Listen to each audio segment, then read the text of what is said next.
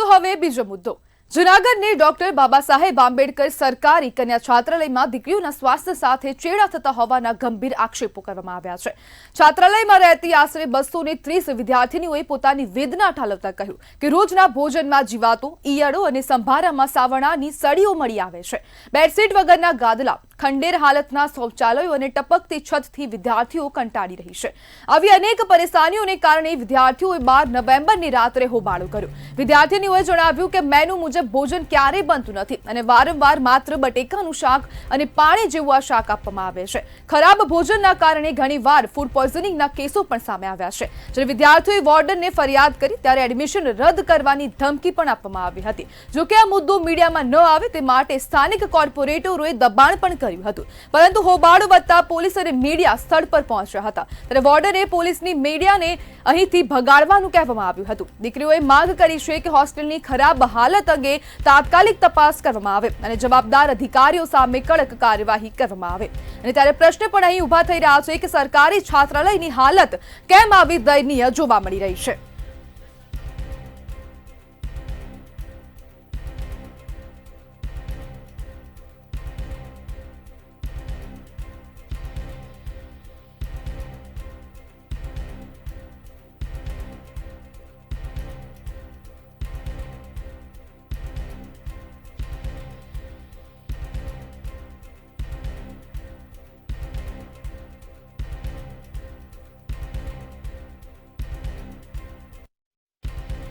કોર્પોરેટરનો આ મામલો દબાવવાનો પ્રયાસ કરવામાં આવી રહ્યો છે અને આ સરકારી છાત્રાલયની હાલત કેમ દયનીય થતી જોવા મળી રહી છે અને વિદ્યાર્થીઓના સ્વાસ્થ્ય સાથે કેમ ચેડા કરવામાં આવી રહ્યા છે। શું અધિકારીઓ ધ્યાન નથી આપતા? અને અનેક વિદ્યાર્થીનીઓ જે છે તે આક્ષેપો કરી રહી છે કે અનેક વખત જે ખોરાક છે તેમાંથી જીવાતો નીકળી રહી છે અને દીકરીઓના ભોજનમાં ભ્રષ્ટાચાર કેમ આચરવામાં આવી રહ્યા છે તેને લઈને પણ અનેક પ્રશ્નો ઊભા થઈ રહ્યા છે અને કેમ સમાજના કોર્પોરેટરો આ મામલો દબાવવાનો પ્રયાસ કરવામાં આવી રહ્યો છે કે શું આમાં કોર્પોરેટરોનો હાથ છે તેને લઈને પણ અનેક પ્રશ્નો ઊભા થઈ રહ્યા છે અને શા માટે કોર્પોરેટર આ મામલો દબાવવાનો પ્રયાસ કરી રહી છે? મીડિયાને કેમ સ્થળ પરથી ખસેડવાનું કહેવામાં આવી રહ્યું છે? પોલીસ પણ કેમ સમજાવટ કરી રહી છે? જો કે કોઈ એક્શન આ કોન્ટ્રાક્ટર જે ખોરાક કોન્ટ્રાક્ટર છે તેની સામે કોઈ એક્શન લેવામાં નથી આવી રહ્યું તેને લઈને પણ અનેક પ્રશ્નો ઊભા થઈ રહ્યા છે અને જૂનાગઢની આ કન્યા છાત્રાલયમાં હોબાળો થયો અને ગંદુ ભોજન પીરસવામાં આવી રહ્યું છે।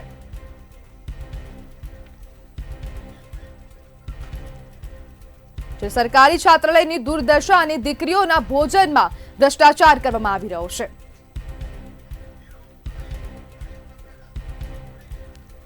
આપ સાથે વરિષ્ઠ પત્રકાર ધીરુ પુરોહિત જોડાઈ ગયા છે। ધીરુભાઈ, સરકારી છાત્રાલયમાં હવે ખોરાકની હાલત ખરાબ છે, શું કહેશો?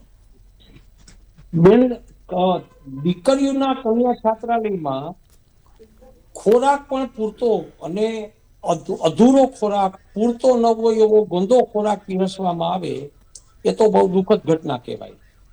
જૂનાગઢના આ સરકારી કન્યા છાત્રાલયમાં જે રીતે બન્યું છે ને એની તપાસ, ઊંડાણપૂર્વક તપાસ થવી જોઈએ।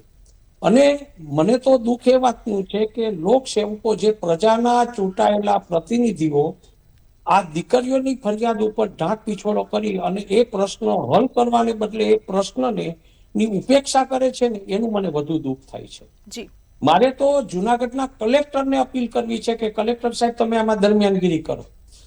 દીકરીઓ એવું કહે છે કે વારંવાર આવી ઘટનાઓને કારણે ફૂડ પોઈઝનિંગ થયું છે।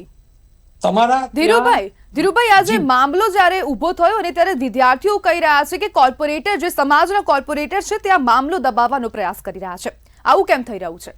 બહુ દુઃખદ ઘટના છે। કોર્પોરેટરો તો લોકોની વચ્ચે રહેવું જોઈએ, લોકોની સાથે રહેવું જોઈએ।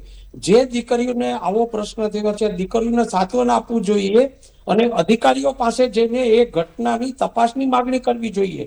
દીકરીઓ હોસ્ટેલમાં કોણ ભણવા આવે છે બેન? હોસ્ટેલમાં એક તો એવી દીકરીઓ ભણે છે કે જે દીકરીઓ આર્થિક રીતે સદ્ધર ન હોય।